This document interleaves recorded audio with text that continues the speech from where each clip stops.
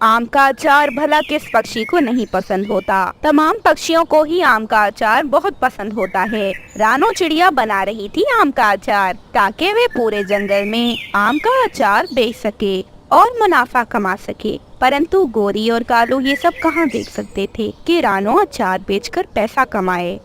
कालू, हम अचार न बना लें या फिर रानो का चुरा लें? कोई अच्छा सा आइडिया बताओ। मैं नहीं देख सकती कि रानो अकेले अकेले इतना मुनाफा कमाए।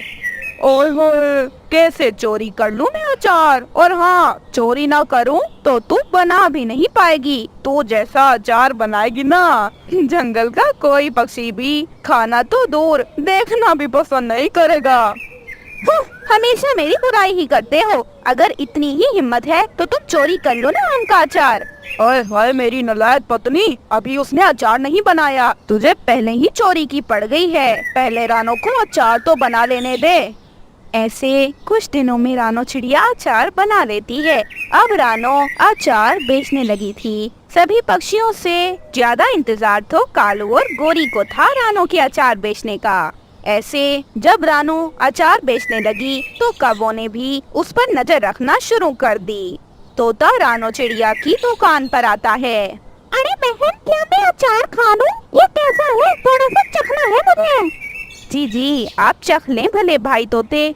तोता अचार खाता है। अरे वाह वाह वाह, आज से पहले इतना स्वादिष्ट अचार मैंने कभी भी नहीं खाया। आप ऐसा करें कि मुझे पैक करके दे दे चिड़िया बहन। ऐसे तोता रानो से अचार लेकर चला जाता है। गोरी और कालू भी ये सब देख रहे थे। वो बहुत परेशान हो रहे थे। गोरी कभी कालू के कान में कहती है, ओए पागल कालू, अगर देख ले आज ना हमने इसका अचार चोरी किया तो 2-3 दिन में तो ये अचार ही खत्म हो जाएगा। देख रहा है ना कैसे पक्षियों की भीड़ लगी है, भीड़। चुप चुप, घर जाकर बात करते हैं। रात को चुरा लूंगा मैं, तुम फिक्र न करो। गोरी रानो के पास चली जाती है और उससे कहती है, अरे वाह रानो बहन, बड़ा मुनाफा हो रहा है तुम्हारा तो। चलो थोड़ा अचार ही चखा दो, देखूं अच्छा अचार है या बेकार। ऐसे गोरी अचार चखती है और अपने घर आ जाती है। उसे तो अचार बड़ा पसंद आया था। रात के समय रानो चिड़िया भी अपने घर आ गई थी। रानो चिड़िया बहुत खुश थी क्योंकि उसको बहुत ज्यादा मुनाफा हुआ था।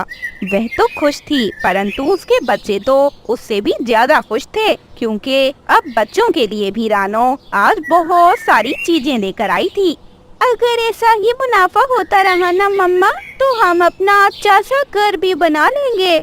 हाँ हाँ मेरी बेटी, हम अपना प्यारा सा घर भी बना लेंगे। आप देखना कि दिन ब दिन हमारा कितना मुनाफा होता है। ऐसे वे सब सो जाते हैं। आधी रात को गोरी और कालू भी रानो के घर आ जाते हैं। सब सोए हुए थे। कालू और उसकी पत्नी गोरी चुपके चुपके से अचार उठाकर सारा ही अपने साथ ले जाते हैं। अगले दिन जब रानो को पता चलता है कि उसका अचार चोरी हो गया है तो वह तो जोरों से रोने लगती है। ये क्या हो गया? मेरी मेहनत कोई चुरा के ले गया। कभी खुश न रहे वो दुष्ट चोर, कभी खुश न रहे। माँ, अब क्या होगा? हमने तो सोचा था कि हम अपना घर बना लेंगे, परंतु मुझे नहीं लगता कि हम कुछ भी ले सके। उसी दिन जब रानो चिड़िया अपने घर से बाहर निकलती है तो उसने बहुत भीड़ देखी। जब वह भीड़ में गई तो सामने देखकर वह हैरान रह गई कि सामने तो कौवे अचार बेच रहे थे। रानो चिड़िया सब समझ जाती है परंतु वह कुछ भी नहीं करती और ना ही कौवों से कोई बात करती है। वो अपने घर आ जाती है। ऐसे रानो चिड़िया दोबारा अचार बनाना शुरू कर देती है और दूसरी ओर कौवे कई दिन तक अचार बेचते हैं परंतु अचार तो खत्म हो जाता है। अब तो रानो ने भी नया अचार बना लिया था। अब रानो फिर से अचार बेचने लगी थी। काले कौवे रानो का अचार चुराने दोबारा से उसके ही घर आ जाते हैं परंतु वह नहीं जानते थे कि इस बार वह पकड़े जाएंगे और चोरी नहीं कर पाएंगे। गोरी कौवी आगे बढ़ती है, कालू भी उसके साथ ही था। वह दोनों अचार के बिल्कुल पास आ जाते हैं कि इतने में गोरी और कालू दोनों ही जाल में फंस जाते हैं। गोरी तो बड़े तेज तेज आवाज में चिल्लाना शुरू कर देती है, हाय हाय हाय, कालू कालू, मेरा पाँव, हाय मेरा पाँव, हाँ ये रानों ने कैसा जाल बिछाया, मुझे तो बहुत दर्द हो रहा है। रानो बहन माफ कर दे रानो बहन, दोबारा दोबारा नहीं करेंगे चोरी, अरे हमसे गलती हो गई है। परंतु रानो उनकी एक नहीं सुनती और पुलिस में कॉल करती है। थोड़ी देर में ही पुलिस वहां पहुंच जाती है। पुलिस को देखकर तो कौवे काम जाते हैं और दोनों रोने लगते हैं। गोरी रानो से माफिया मांगती है, अरे रानो बहन प्लीज प्लीज प्लीज हमें जाने दे दे, हमें पुलिस को ना दे, हम दोबारा चोरी नहीं करेंगे, मैं वादा करती हूँ, मैं आपसे वादा करती हूँ। हाँ हाँ चिड़िया बहन माफ कर दे, गोरी सच कह रही है, हम बदल जाएंगे, हम नहीं करेंगे चोरी, प्लीज। दुष्ट कौवों, तुमने मेरा बहुत नुकसान किया है। मैंने सोचा था कि मैं अपना नया घर बना लूंगी, परंतु तुमने मेरी खुशियाँ ही छीन ली। मेरे बच्चे कितने खुश थे, परंतु तुम लोगों ने हमारी खुशियाँ एकदम से छीन ली। अगर मैं चाहूँ तो तुम्हें जेल में ही रखूं, परंतु पुलिस वाले भाई जी, मैं इन्हें माफ करती हूँ, आप भले जाएं। अब कौवों को अपने किए की सजा मिल चुकी थी, वह वहाँ से चले जाते हैं। वे जहाँ जाते पक्षी उनका मजाक उड़ाते, क्योंकि उनकी बहुत बेइज्जती हुई थी। सभी पक्षी उन्हें चोर चोर कह रहे थे। ऐसे कौवों को अपने किए की सजा मिलती है और रानो अचार बेचकर कुछ समय में अपना नया घर बना लेती है। जंगल में भूत। पूरे जंगल के पक्षी डरे हुए थे, कोई भी अपने घर से बाहर नहीं निकल रहा था। पक्षी घरों में भूखे प्यासे बैठे थे। सबको लग रहा था जैसे जंगल में कोई भूत आ गया हो। ये सब इसलिए था क्योंकि बाजू चील, जो कि बहुत बूढ़ी चील थी, उसने रात के समय छुप छुप कर पक्षियों के घरों से उनके बच्चों को गायब करना शुरू कर दिया था। अब पक्षियों को तो लग रहा था कि ये कोई भूत है, क्योंकि जब भी किसी के घर बाजू चील उसका बच्चा चुराने आती तो अपने ऊपर सफेद कपड़ा डाल देती ताकि सबको लगे कि कोई भूत आया है। एक दिन रात के समय चील अपने घर से निकलती है। रास्ते में चील की नजर सामने बैठे तोते पर पड़ जाती है। चील दूर से डरावनी आवाज में कहती है, आज खाऊंगी मैं, तोता खाऊंगी, इसका मांस तोड़ूंगी, इसके दांत तोड़ूंगी, इसकी हड्डियां तोड़ूंगी, चबा जाऊंगी, क्योंकि मैं हूँ ही भूत। अरे बचाओ बचाओ, कोई मुझे बचाओ, मैं कहाँ फंस गया, अरे रे बाबा भागो यहाँ से। तोता तो ऐसे भागता है कि फौरन से अपने घर में पहुंचकर दरवाजे को कुंडी लगाता है और कांपने लगता है।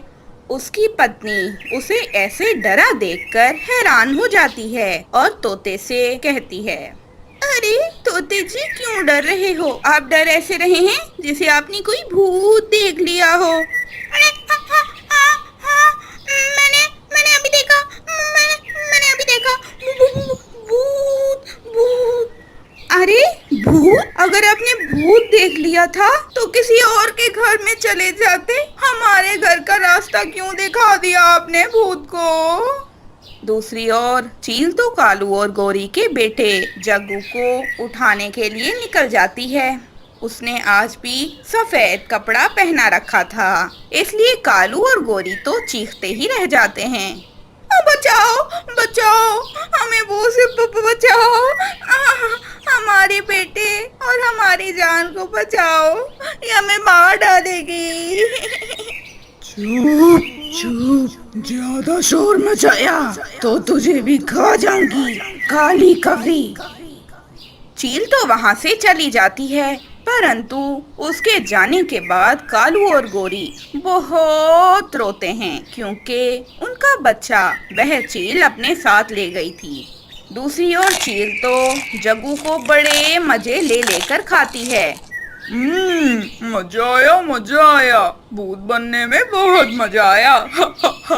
किसी को नहीं पता कि कोई भूत नहीं है, मैं ही सबको डराती हूँ।